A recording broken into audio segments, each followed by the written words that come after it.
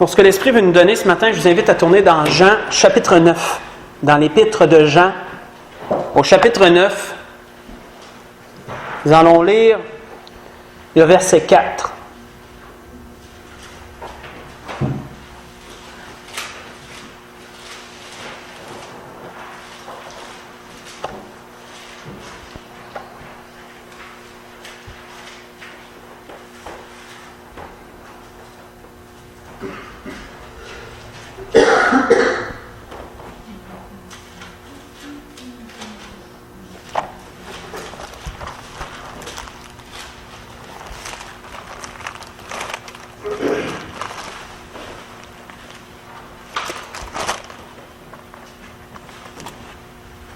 Dans Jean chapitre 9, verset 4, on voit que juste avant, dans le début du chapitre 9, Jésus avait guéri un aveugle-né. Mais il s'apprêtait à guérir un aveugle-né. Les disciples lui ont posé cette question en voyant cet homme. « Seigneur, quel péché il a commis? Ou quel péché ses parents ont-ils commis pour que cet homme soit dans cet état-là? » Et là, le Seigneur leur a dit, ce n'est pas à cause qu'il a commis un certain péché ou que ses parents ont commis un certain péché qu'il est dans cet état-là.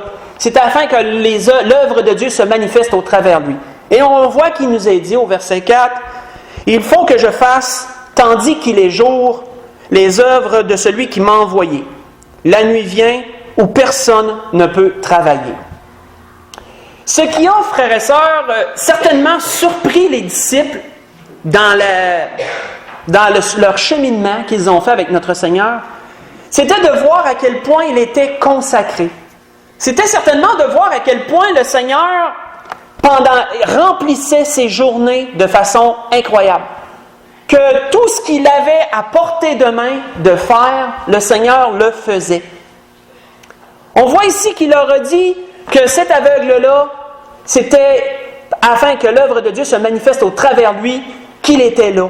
Et là, le Seigneur, nous voyons que par la suite, il l'a guéri.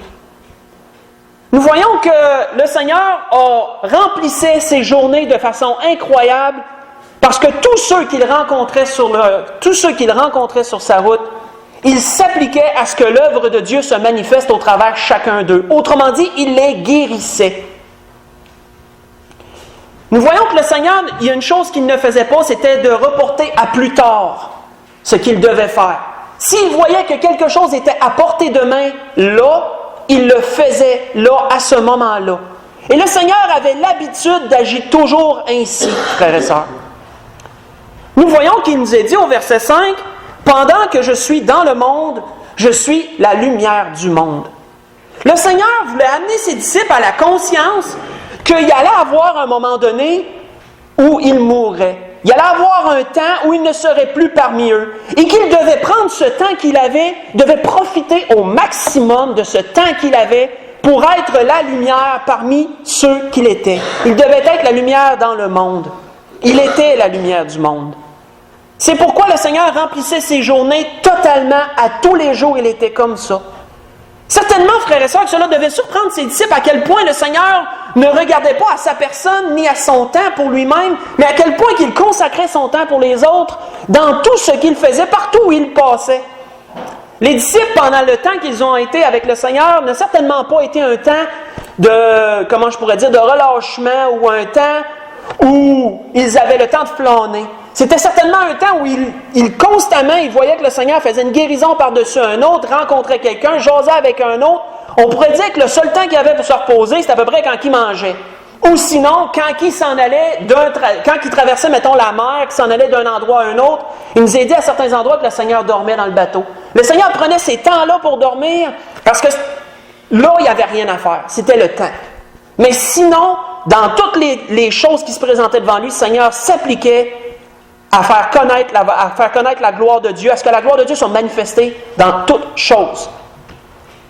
Et cette pensée est vraiment grande, frères et sœurs. Nous voyons que l'Ecclésiaste, pas besoin d'y tourner, l'Ecclésiaste, lui aussi, la soulève, cette pensée-là. Salomon la soulève dans les Ecclésiastes, disant « Tout ce que ta main trouve à faire avec force, fais-le. Avec ta force, fais-le. Car il n'y a ni science, ni œuvre, ni pensée, ni science, ni sagesse dans le séjour des morts où tu t'en vas. » Ecclésiaste chapitre 9, verset 10. Nous voyons que cette pensée est la même que le Seigneur apportait aux disciples. Tandis qu'il fait jour, c'est là que c'est le temps de travailler. Le Seigneur, nous savons, faisait une allusion par rapport à sa vie. Le jour représentant sa vie, la nuit représentant la mort. Que c'était pendant qu'il faisait jour que c'était le temps de travailler. Parce que lorsque la nuit serait venue, il ne serait plus temps de travailler. La nuit, on dort. On ne devrait pas se fier aux hommes de nos jours parce qu'ils font travailler même la nuit. Mais normalement, la nuit, on dort. Nous voyons que Salomon ramène les mêmes choses dans l'Ecclésiaste. Tout ce que ta main va trouver à faire avec force, tandis qu'il fait jour, si on ramène les deux ensemble, fais-le. Ne laisse rien aller. Nous voyons qu'il nous dit à un autre endroit, tout ce que tu trouves à faire, fais-le parce que tu ne sais pas ce qu'il va produire. Tu ne sais pas si ça va produire ou ça va produire. Donc tout ce que tu peux faire, fais-le. Mes frères et sœurs, cette pensée que le Seigneur nous apporte et que Salomon, conjointement, nous apporte aussi, je pourrais dire, nous pouvons en relever un sous-entendu. Un sous-entendu qui serait important de comprendre. Est-ce que nous remettons à plus tard ce que nous devons faire maintenant, ou est-ce qu'on le fait lorsqu'il nous est à portée de main, lorsqu'on s'est à portée de nos mains? Le faisons-nous maintenant ou le remettons-nous à plus tard? Si nous analysons ce que le Seigneur a dit, conjointement à ce que Salomon a dit, on peut relever ce sous-entendu-là. Saviez-vous, frères et sœurs, que les hommes ont inventé un mot pour définir ça? Né-vous, c'est un mot qui est long. C'est un mot qui est long, mais ça ne veut pas dire grand-chose. Ça s'appelle la procrastination. La procrastination qui veut dire, selon le dictionnaire, remettre à plus tard, ajourner les choses, les remettre à plus tard, au lieu de les faire maintenant. C'est ce que veut dire le mot procrastination. Comme vous voyez, un grand mot, mais qui ramorte une pensée importante. Sommes-nous de ceux qui font, tandis qu'il fait jour, ce qu'ils doivent faire, ou de ceux qui remettent à plus tard ce qu'ils doivent faire? Parce que vous savez, frères et sœurs, il y a beaucoup de choses, lorsque nous remettons à plus tard, ça démontre qu'il y a des choses dans nos vies. Il y a des choses dans nos vies qui font qu'on remet à plus tard ce qu'on doit faire. Comme nous le savons dans notre vie, Salomon en parle à plusieurs endroits. Pourrions lire un endroit, Ecclésiaste chapitre 10, verset 18. Je vous invite à y tourner. Ecclésiaste chapitre 10, verset 18. Nous voyons qu'il y a des choses qui peuvent survenir dans nos vies, des choses qui manifestent pourquoi nous remettons à plus tard les choses au lieu de les faire maintenant.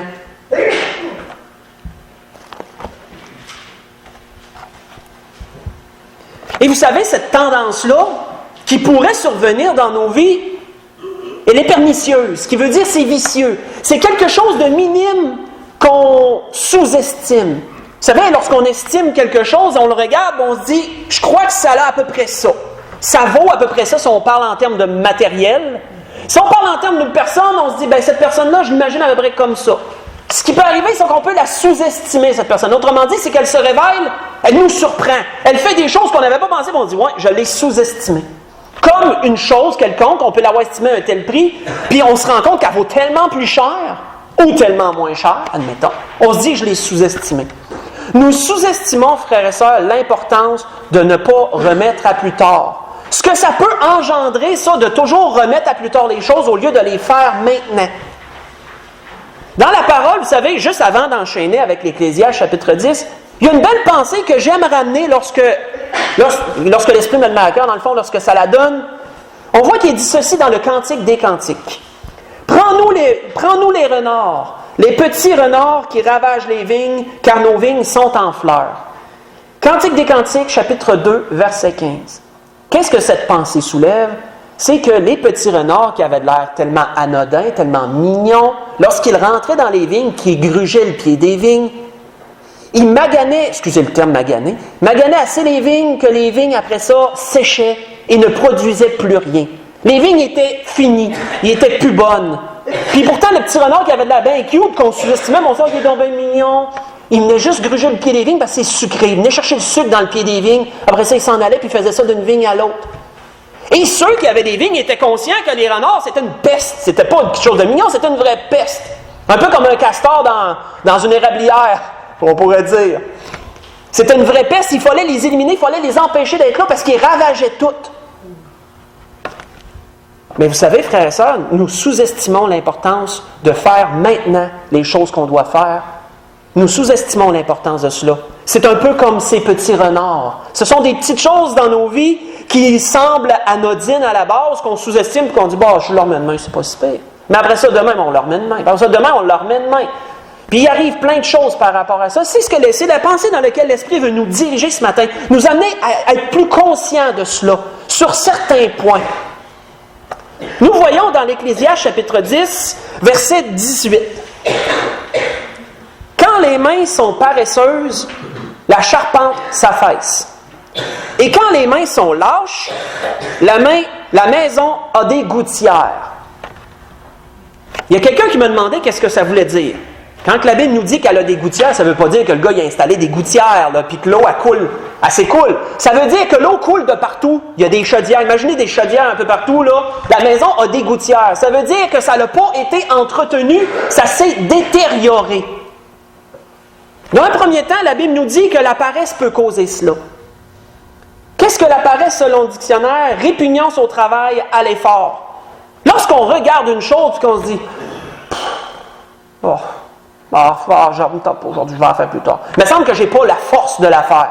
Il me semble que c'est un effort un sur-effort de faire quelque chose. Écoutez, c'est sûr qu'il faut prendre garde de ne pas tomber dans l'exagération. Ça peut arriver, dépendant de notre état de santé, qu'à un moment donné, il y a une petite paresse. C'est des choses qui peuvent arriver. La Bible n'est pas contre ça. Il faut faire attention. La Bible nous parle de tendance ici, ce matin. Vous savez, lorsque nous parlons de procrastination, de toujours remettre à plus tard, la définition nous dit que c'est une tendance. C'est une tendance à ajourner. Une tendance, ça veut dire que ça se répète. C'est quelque chose qui est dans notre vie puis que ça revient souvent. Donc, si on se rend compte qu'on a une tendance à faire cela, il y a des raisons en arrière de cela. La paresse peut en être une. Une personne qui est paresseuse de nature va avoir la tendance à regarder quelque chose et à dire on va la remettre à plus tard, ça ne me tente pas aujourd'hui. Puis le lendemain, ça ne y tentera pas plus demain. Puis qu'est-ce qui arrive à la longue, c'est que les choses se détériorent. C'est pourquoi que la Bible nous dit ici que la charpente s'affaisse et que la maison a des gouttières. Pourquoi? Ça n'a pas été entretenu. Vous savez, ça peut sembler anodin, frères et sœurs, cela. Mais est-ce que c'est déjà venu à l'esprit que nous parlons ici matériellement?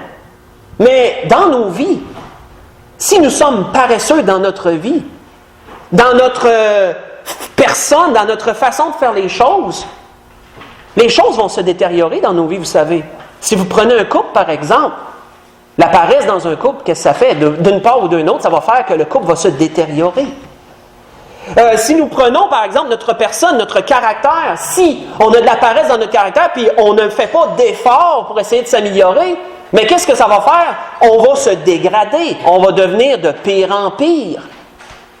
Donc, comme nous le voyons, la tendance à remettre à plus tard, c'est une chose qui paraît simple à la base. Ça paraît bien anodin. Comme les petits renards, on se dit, c'est pas si pire. Vous savez, lorsqu'on s'évalue nous-mêmes, on va se couvrir nous-mêmes. Mais lorsqu'on se regarde à la lumière des Écritures, là, on ne peut plus se couvrir. Parce que la Bible nous reflète tel qu'on est. La Bible va nous donner le reflet exactement de ce qu'on est, en toutes choses. Donc, si nous reconnaissons cela, nous voyons que la parole va nous donner des points bien clairs sur qu'est-ce que ça peut apporter. Là, c'est à nous de dire, wow, la parole me dit ça, je vais appliquer ça. Je vais faire un effort pour ça. Nous voyons qu'il nous est dit à un autre endroit, sur une chose qui est similaire à cela. Sur ce point-là, parlons premièrement d'un point matériel. Salomon dit ceci. J'ai passé près d'un champ, j'ai passé près du champ d'un paresseux, et près de la vigne d'un homme dépourvu de sens. Et voici, les épines y croissaient partout. Les ronces en couvraient la surface, et le mur de pierre s'était écroulé. Proverbe chapitre 24, je vous ai dit, verset 30, verset 31. Et le verset 32 dit, « J'ai regardé attentivement et j'ai tiré instruction de ce que j'ai vu. » C'est beau ce que Salomon nous dit. Vous savez, dans le temps, lorsqu'il y avait une vigne, il l'entourait toujours d'un mur de pierre. à peu près d'une certaine hauteur, je ne sais pas comment de pieds, je ne pourrais pas vous le dire, mais c'était pour empêcher les petits renards, entre autres, d'essayer d'entrer dans cette vigne-là. Puis il y avait une tour dans la vigne parce qu'il y avait toujours quelqu'un qui guettait jour et nuit. Parce que les vignes, c'était extrêmement précieux. Si vous parlez à un vigneron, là, il va vous le dire, si on veut que ça produise du bon raisin, il faut... Une vigne, c'est comme une femme, il faut t'en prendre vraiment soin, il faut que tu fasses vraiment attention à ça. C'est ce que les vignerons vont vous dire si vous parlez à quelqu'un qui a un vignoble. Il faut t'en prendre vraiment soin parce que c'est très touché, excusez le terme, excusez l'anglicisme. Vous savez, frères et sœurs, nous, en tant que personnes, nous parlons d'un point de vue matériel, nous sommes dans un monde matériel. Vous êtes-vous déjà arrêté que ce que vous avez, votre maison, votre terrain, vos biens, votre personne, vous êtes-vous déjà arrêté que vous reflétez la nature de Christ en toutes choses? Qu'on ne reflète pas seulement le Seigneur Jésus de l'intérieur.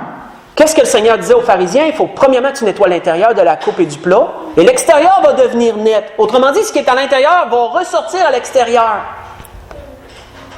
On a souvent associé, frères et sœurs, la chrétienté avec un peu, je dirais pas le laisser aller, je dirais pas ça, mais avec la simplicité dans le sens, à un point tel que, mettons qu'un chrétien, il ne faut pas nécessairement que ça aille des choses qui soient bien en ordre, il ne faut pas que ça soit riche, il ne faut pas que ça soit ici, il ne faut pas que ça soit ça.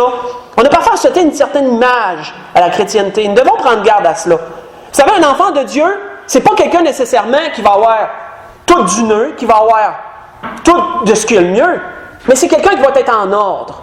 C'est quelqu'un qui va s'assurer que tout ce qu'il a est en bon ordre. De sorte que l'image que ça reflète, lorsque les gens le voient, vont voir que c'est quelqu'un qui est bien ordonné, il fait ce qu'il a à faire. Dans notre vie personnelle, dans tous les points de notre vie, un chrétien est comme cela.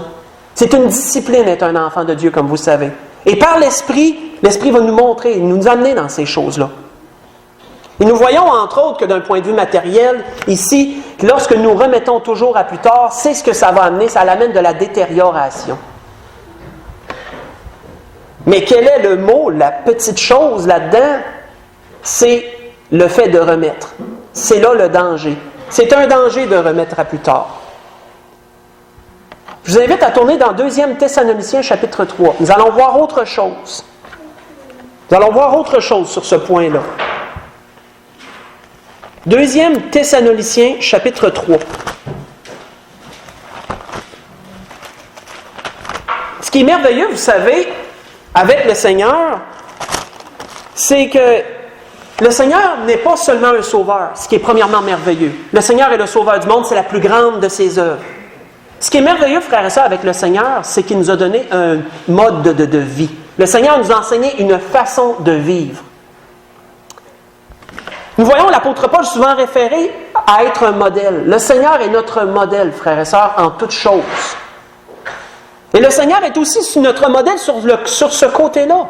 Où le Seigneur disait qu'il faisait tandis qu'il fait jour l'œuvre de son Père. Nous savons qu'il y avait une œuvre à accomplir et pendant qu'il faisait jour, le Seigneur s'appliquait à donner tout le temps qu'il pouvait pour cela.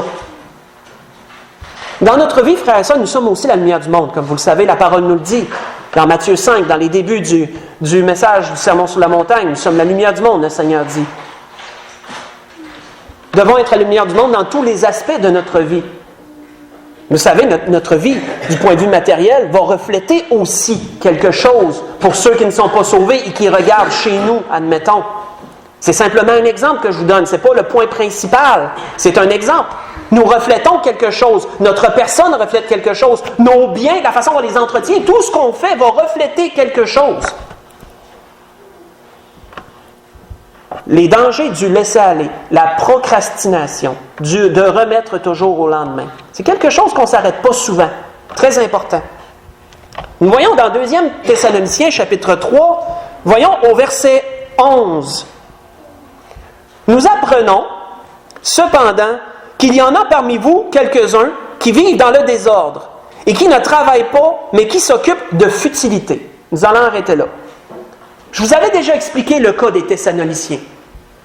Si vous référez au chapitre précédent, chapitre 2, au verset 2, nous voyons que l'apôtre Paul leur disait de ne pas se laisser facilement ébranler dans leur bon sens, de ne pas vous laisser troubler soit par quelques inspirations, soit par une parole ou par une lettre qui semblerait venir de nous comme si le jour du Seigneur était déjà là.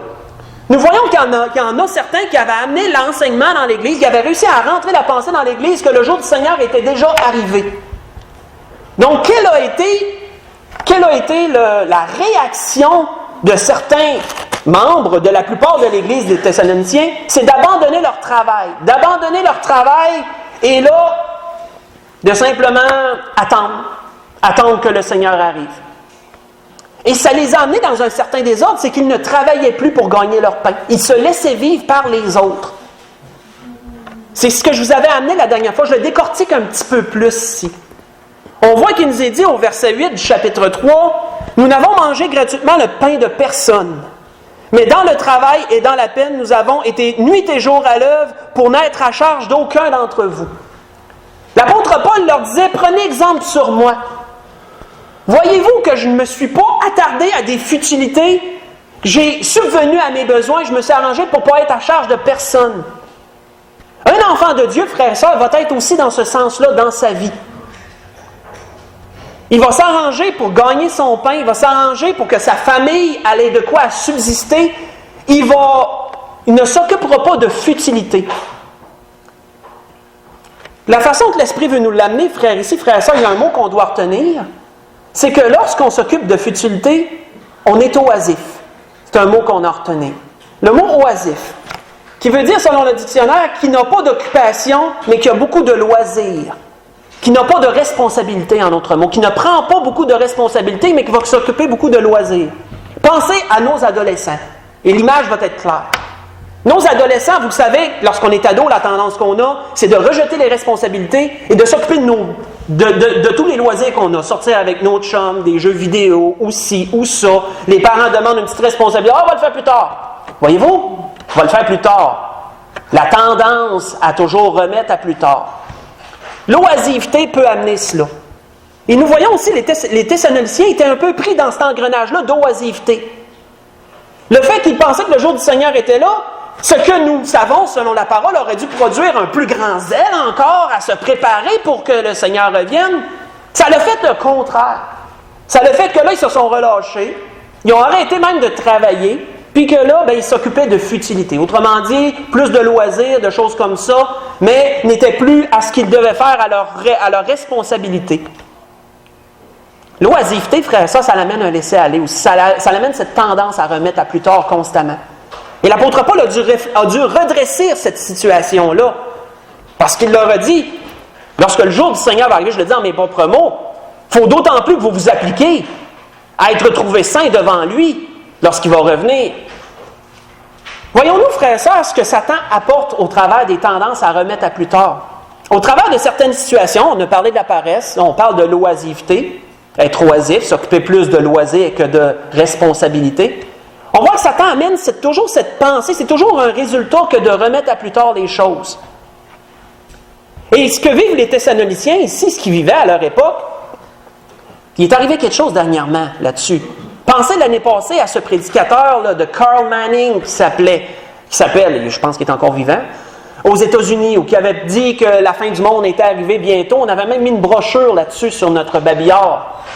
Et là, les gens ont abandonné leur travail, les gens ont vendu leurs biens pour se préparer pour que le Seigneur arrive, parce qu'ils croyaient ce prédicateur-là.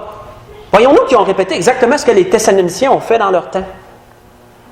Vous savez, frères et sœurs, la parole nous dit que lorsque le Seigneur va venir, si vous référez à Matthieu 24, il va venir comme un voleur dans la nuit. Qu'est-ce que les enfants de Dieu font lorsqu'ils attendent leur Seigneur? Ils s'appliquent jour après jour, continuent dans leur responsabilité matérielle, dans ce qu'ils ont à faire dans leur vie, mais surtout spirituelle, on s'entend. Ils vont s'appliquer surtout à leur vie spirituelle, mais ils ne se relâcheront pas dans ces choses-là. Ils vont continuer jusqu'à ce que le Seigneur revienne les chercher. Comme le Seigneur nous dit, il y en a deux qui travaillaient à la meule. Il y en a deux qui travaillaient à la meule. Un a été pris, l'autre a été laissé. La Bible ne nous dit pas qu'ils étaient tous arrêtés. Il y en a un qui travaillait, il y en a un qui a été pris pendant qu'il travaillait. Il y en a un qui dormait, l'autre a été pris pendant qu'il dormait. Il y en a un qui était dans le champ, qui était en train de travailler. Il a été pris pendant qu'il était dans le champ. Donc nous voyons deux choses ici que le Seigneur nous a apportées. La paresse et l'oisiveté. Prendre garde à ce que ça apporte un laisser-aller, ça apporte une tendance à ajourner les choses, à les remettre toujours à plus tard. Nous voyons qu'il est dit dans les Proverbes, celui qui cultive son champ est rassasié de pain, mais celui qui poursuit des choses vaines est dépourvu de sens. Proverbe chapitre 12 au verset 11. Tournons, frères et sœurs, dans l'Épître aux Éphésiens.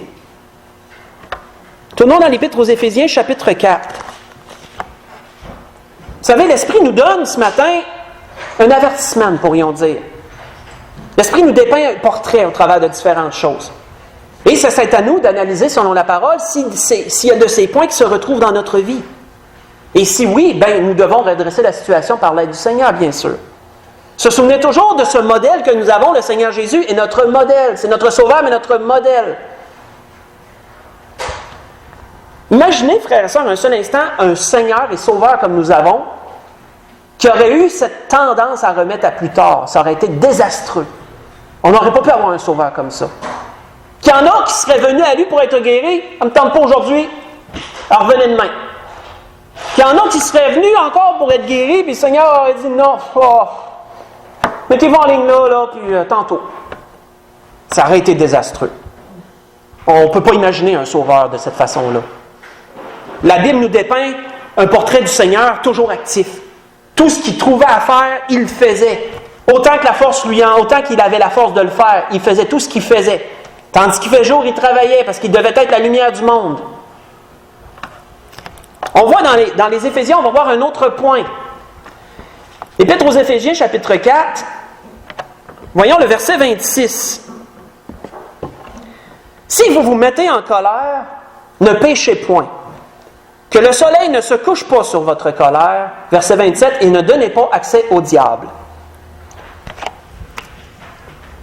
Vous savez, frères et sœurs, lorsque les sentiments rentrent en ligne de compte, qu'est-ce qu'on a tendance à faire souvent?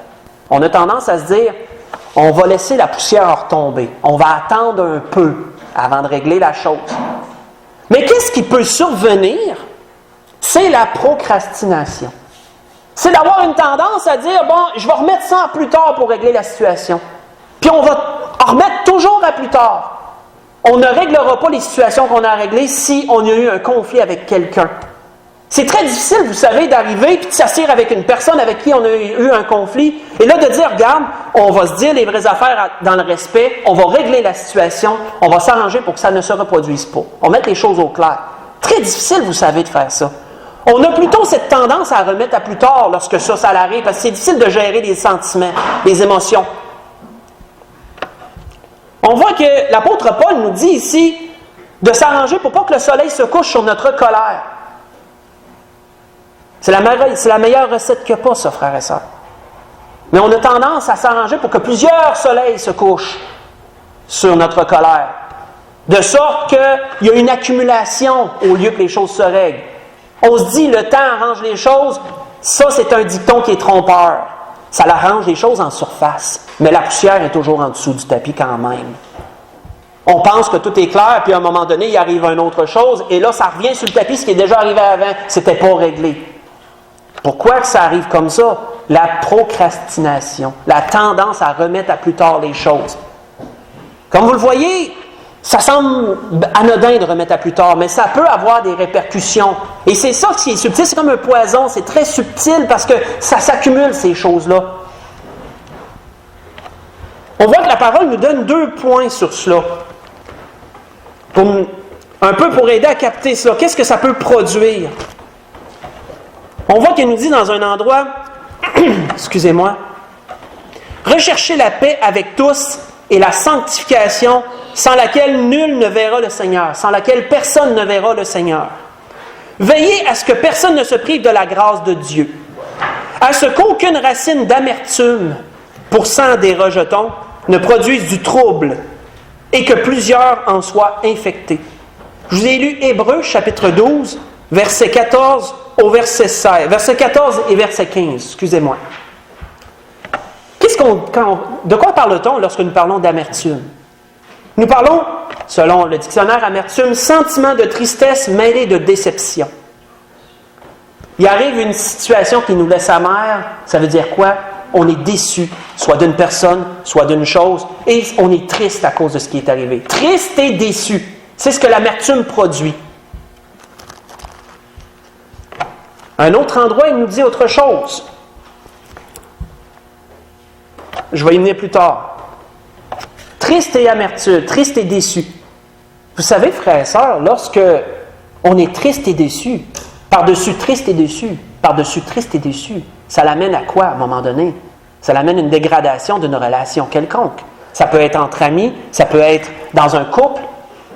Si les choses ne se règlent pas, ça se détériore. Pensez au point de vue matériel qu'on a vu tantôt sur la paresse. La maison, les charpentes s'affaissent, la maison a des gouttières. Dans des relations, il y en a aussi des charpentes qui s'affaissent, puis il y en a des gouttières aussi. Mais au départ, qu'est-ce qui peut amener à cela? C'est cette tendance à vouloir toujours remettre à plus tard les choses au lieu de les faire lorsqu'on doit les faire. L'apôtre Paul disait que le soleil ne se couche pas sur ta colère. C'est une recette merveilleuse en passant pour un couple, ça. Qu'on peut laisser le temps à la poussière de retomber.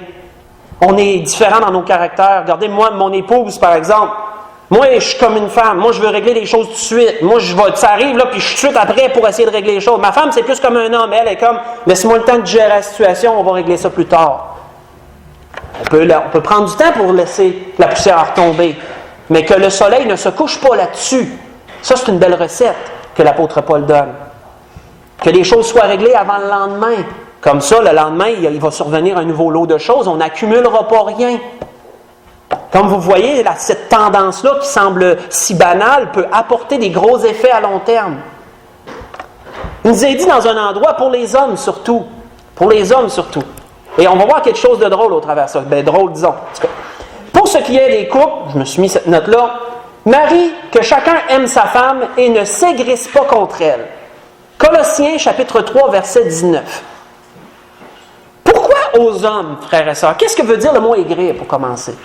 Aigrir, rendre amer et irritable. Qu'est-ce que ça veut dire l'amertume? Vous le savez, déçu, triste. Rendre amer et irritable. Pourquoi que l'apôtre Paul dit ça pour les hommes? Que les hommes ne s'aigrissent pas contre leurs femmes. C'est parce que dans les tendances de chacun, la femme va avoir tendance à vouloir régler les choses, elle. Moi, je disais que j'étais comme une femme dans ce sens-là. Si vous étudiez la psychologie, la femme, elle a cette tendance-là en elle de vouloir régler les choses. Il arrive quelque chose, elle veut tout de suite le régler.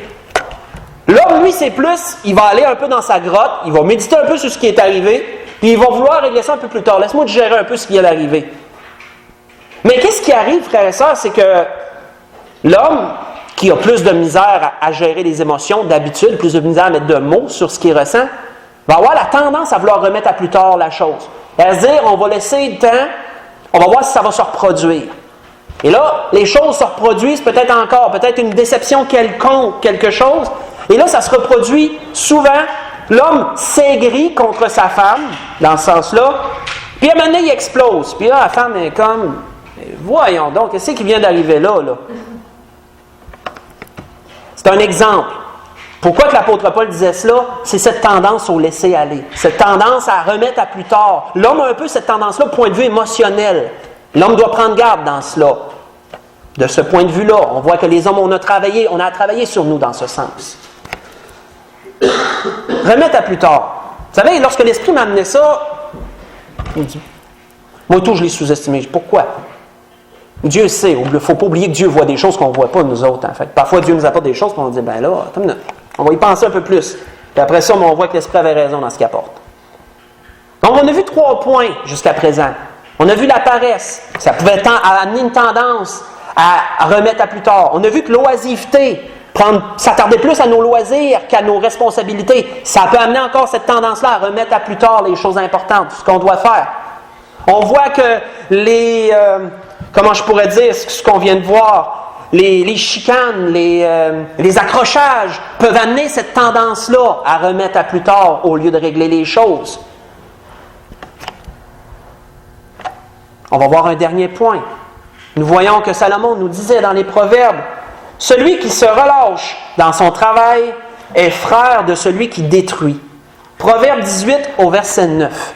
Ça, c'est un proverbe qui fait mal. J'ai rarement vu un proverbe aussi pesant que celui-là. Celui qui se relâche dans son travail est frère de celui qui détruit. Pourquoi que Salomon est si dur dans ce proverbe? Parce que le relâchement est une autre chose qui va amener à remettre à plus tard les choses au lieu de les faire. Puis, qu'est-ce qui arrive? Les choses se détruisent. Je vous invite à tourner dans Galates chapitre 6. Dans l'épître de Galates, chapitre 6. Nous allons lire à partir du verset 7. Nous allons vers la conclusion, dans ce que l'Esprit voulait nous donner ce matin.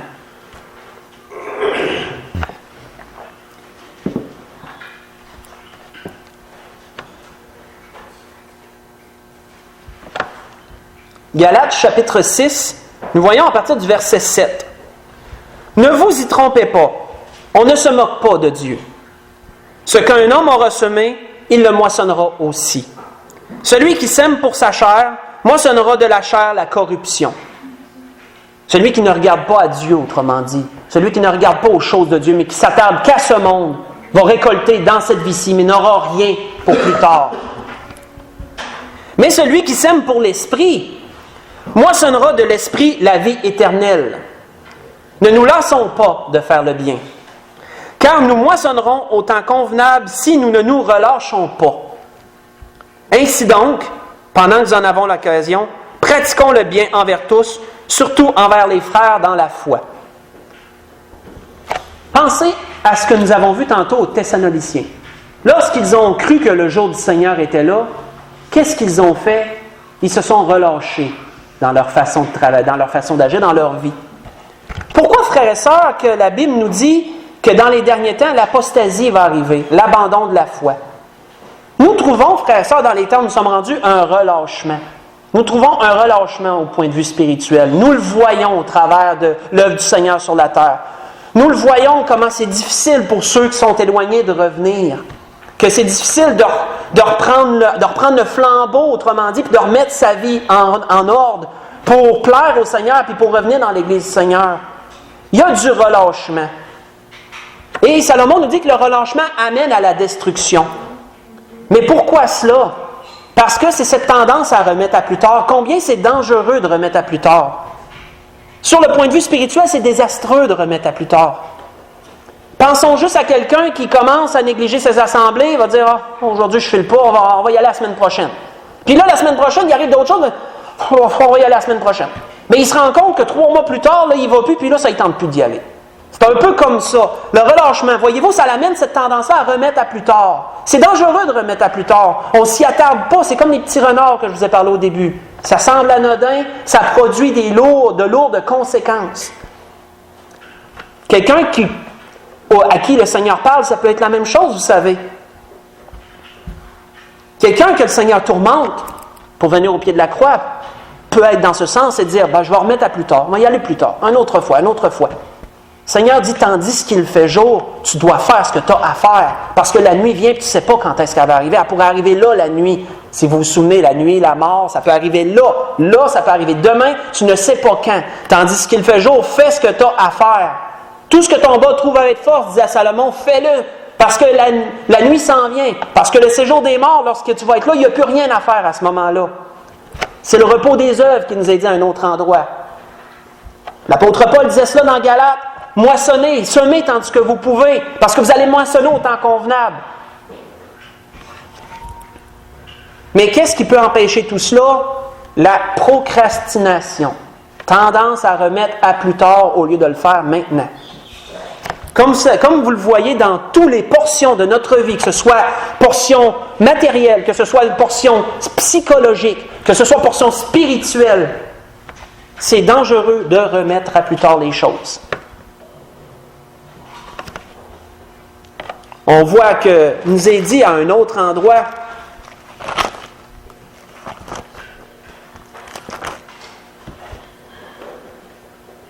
nous désirons que chacun de vous montre le même zèle, pour conserver jusqu'à la fin une pleine espérance, en sorte que vous ne vous relâchiez point, et que vous imitiez ceux qui par la foi et la persévérance héritent des promesses. Quand la Bible nous dit, frères et sœurs, que nous allons moissonner, nous l'avons lu tantôt dans Galates, nous allons moissonner par l'Esprit la vie éternelle. Souvenons-nous, c'est quoi la vie éternelle? Il y en a beaucoup qui perdent de vue la vie éternelle. C'est pas juste d'éviter la condamnation de l'enfer, la vie éternelle. La vie éternelle, c'est une qualité de vie après la mort. Il nous est parlé ici dans Hébreux, ce que je vous ai lu en passant, Hébreux chapitre 6, versets 11 et verset 12, d'avoir jusqu'à la fin une pleine espérance, en sorte qu'on ne se relâche pas et qu'on hérite des promesses. Éviter le feu de l'enfer, c'est bien. Mais hériter des promesses de Dieu, d'avoir une vie éternelle, une qualité de vie, c'est merveilleux. Et malheureusement, si nous tendons, pour ceux qui se sont égarés, si nous tendons à ajourner les choses, à les remettre à plus tard, on peut manquer dans cela. De sorte que oui, on a l'un, mais l'héritage éternel, on manque un bout. C'est important, frères et sœurs, de ne pas remettre à plus tard. C'est pour ça que, voyez-vous, il y a un tableau là, que le Seigneur nous a dépeint, puis on ramène tout ensemble. Tout est ramené dans un bloc ensemble. L'importance de faire maintenant, tant qu'il fait jour, avec les forces que tu as, tu fais ce que tu as à faire maintenant. Pour la conclusion, je vous invite à tourner dans 1 Corinthiens 15. Nous allons lire le verset 58. 1 Corinthiens, chapitre 15.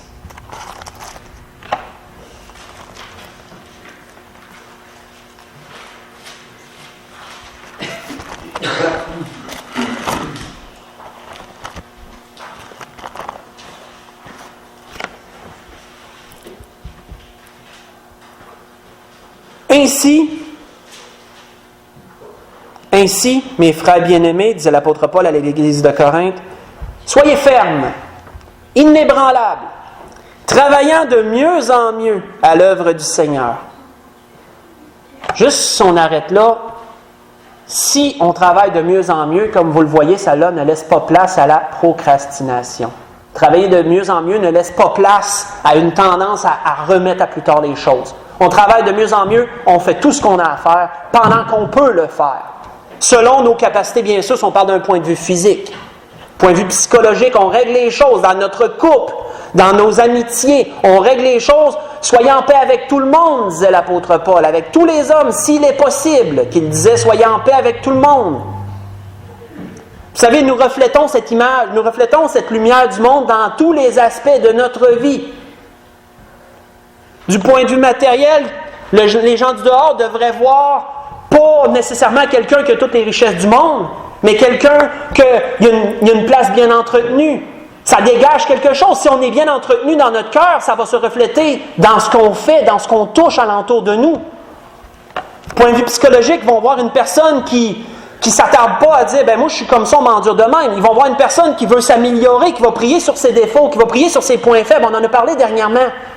Qui va vraiment essayer de cibler les événements déclencheurs. Souvenez-vous, la semaine passée, il va cibler les points faibles qu'il y a, puis il va dire, « ben Seigneur, par ta puissance, par ton esprit, tu vas me guérir de cela, tu vas me permettre de me fortifier dans cela. » Une personne va chercher à s'améliorer constamment. Elle ne remettra pas plus tard quoi que ce soit. Elle voit quelque chose, elle va tout de suite essayer de le régler. Et dans nos couples, c'est tellement important parce qu'on est rentré dans un temps, frères et sœurs, où les couples se détruisent à une allure fulgurante. Et même les couples chrétiens ne sont pas à l'abri du divorce, comme nous le savons. Il y en a malheureusement beaucoup qui ont connu cela. C'est un travail de tous les jours dans les couples chrétiens de demeurer ensemble. Ça commence ici. Ça commence dans ce que l'apôtre Paul disait aux Éphésiens. Ne laissez pas le soleil se coucher sur votre colère. C'est un exemple. Réglez les choses. N'ajournez pas trop. N'ayez pas cette tendance à remettre tout à plus tard. Ça s'accumule, ça ne se règle pas. Et on voit que du point de vue spirituel, frères et sœurs, cette tendance au relâchement qui existe. Pas faire comme les Thessaloniciens, se relâcher dans nos choses. Un enfant de Dieu, ça va continuer à aller travailler, ça va continuer à entretenir ses affaires qu'il a, ça ne s'attardera pas trop au matériel, bien entendu, ça va s'attarder à sa vie spirituelle, mais ça va entretenir les choses que ça a, de sorte que les gens voient toujours quelqu'un de bien rangé. Et dans tous ces points-là, ça démontre une lumière, cela, au travers aussi de nos paroles qu'on peut donner, des témoignages qu'on peut rendre. Dans tous les points, comme nous avons vu, l'importance de ne pas remettre à plus tard. Et pour la conclusion, nous voyons ici que l'apôtre Paul leur souhaitait qu'ils travaillent de mieux en mieux, qu'ils soient fermes, inébranlables, travaillant de mieux en mieux à l'œuvre du Seigneur,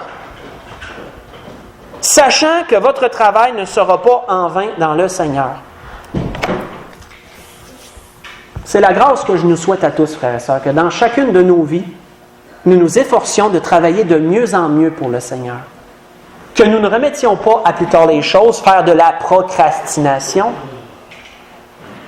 mais de toujours essayer de gérer, de régler les choses qui sont à régler maintenant, si on en a à régler, et sinon, mais de faire tout ce qu'il nous est accessible de faire selon les capacités qu'on a à faire, selon les capacités qu'on a. On voit que les disciples s'étonnaient que le Seigneur ait ce mode de vie-là. Mais le Seigneur leur disait, tandis qu'il fait jour, je dois travailler. Parce que la nuit s'en vient. Le Seigneur savait qu'il y avait peu de temps, frères et sœurs, et c'est pourquoi il a été aussi acharné à tout faire, à guérir le plus de gens qu'il pouvait. Il a vraiment été une lumière incroyable parmi les ténèbres qui régnaient à cette époque. De sorte qu'il nous a dit dans Jean 21, pas besoin de tourner, que si on aurait voulu écrire des livres sur les moindres petites choses que le Seigneur a faites, la terre même ne contiendrait pas le nombre de livres qu'on pourrait écrire, disait Jean. Tellement que le Seigneur en a fait dans ce 3 ans et quelques de ministère. Pourquoi? Parce que ces journées étaient remplies. C'est pour ça que le Seigneur en a tellement fait. Nous ne savons pas combien de temps nous avons ici-bas. On a plus que 3 ans pour la plupart d'entre nous. On a plus que 3 ans et demi à faire. On sait qu'au total, le Seigneur a eu une trentaine d'années, là, mais je veux dire à partir du temps qu'il a commencé son ministère. Donc à partir du temps que nous avons été sauvés, là, on ne sait pas combien de temps qu'on a encore à faire.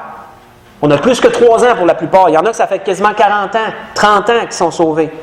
Dans ces choses-là, frères et sœurs, prenons garde. Ne faisons pas comme les Thessaloniciens. Ne nous attardons pas à l'oisiveté. Ne recherchons pas plus les loisirs que les responsabilités qu'on a à faire. Point de vue matériel, point de vue de notre famille, tous nos amis, notre cercle d'entourage, et aussi surtout spirituellement. Ne nous relâchons pas dans ces choses-là. Celui qui se relâche est frère de celui qui détruit. Donc c'est la grâce que je nous souhaite à tous, frères et sœurs, qu'on comprenne ce que l'Esprit voulait nous donner ce matin. Ça peut sembler lourd, mais dans toutes ces choses, on va s'en trouver mieux lorsqu'on se regarde à la lumière des Écritures. Levons-nous pour le dernier cantique.